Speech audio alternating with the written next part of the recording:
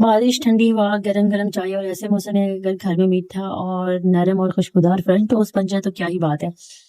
आज मैं आपके साथ शेयर कर रही हूँ जी अपनी फैमिली की पसंदीदा निहायत ही आसान रेसिपी जो सिर्फ चंद मिनट में तैयार हो जाती है और आपका जो नाश्ता है बिल्कुल बन के तैयार हो जाता है। जी, सबसे पहले हमने लिए हैं जी 4 अंडे और उसमें हमने ठंडा दूध जो है बॉयल किया हुआ थोड़ा-सा शामिल करना है।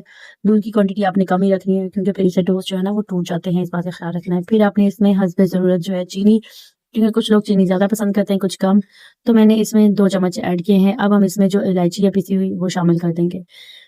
तो इसके बाद जी हमने इनको अच्छी तरह से मिक्स करना है ताकि चीनी और ये सारी चीज़ें जो है आपस में अच्छी तरह से मिक्स हो जाएँ।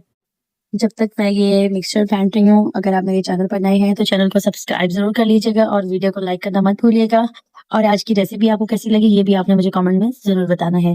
तो जी देखिए हमारी चीनी जो है वो तकरीबन इसमें अच्छी तरह से मिक्स हो चुकी है, सारा मिक्सचर जो है वो यकजान हो चुका है। अब हमने एक साइड पर जी तवा गरम कर लिया है।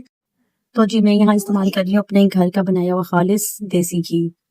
यकीन करें होममेड रेसिपी और घी का जो टेस्ट होता है ना वो एक अलग ही टेस्ट होता है। अगर आप भी घर में रेसिपी बनाना चाहते हैं घी की तो मेरे चैनल पर इसकी मुकम्मल रेसिपी जो है मौजूद है। अब ब्रेड का जो एक स्लाइस लेंगे हम उसे तैयार किए हुए मिक्सचर में सिर्फ 1 या 2 सेकंड के लिए बस डिप करना है और इसकी साइड चेंज कर लेनी है।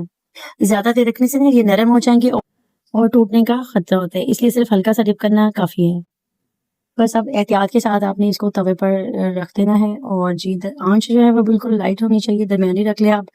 जल्दी करने की ज़रूरत नहीं है, जब नीचे वाली साइड खूबसूरत सुनहरी रंग उस पर आ जाए तो फिर आपने आहिस्ता से पलट देना है क्योंकि जब ये टोस्ट फ्राई हो जाएगा ना एक साइड से तो खुद ही आपको बहुत अच्छी सी खुशबू आना स्टार्ट हो जाती है। तो जी मैंने ये यहाँ पर तीसरा स्लाइस जो है इसको भी इसमें डिप कर लिया है और इस पर लगा देंगे। जैसे-जैसे ये फ्राई होंगे इनकी प्यारी-प्यारी जो खुशबू है ना वो किचन में आना स्टार्ट हो जाएगी और आपको फ़ील होगा कि आप क्या ही मज़ेदार रेसिपी बना रहे हैं।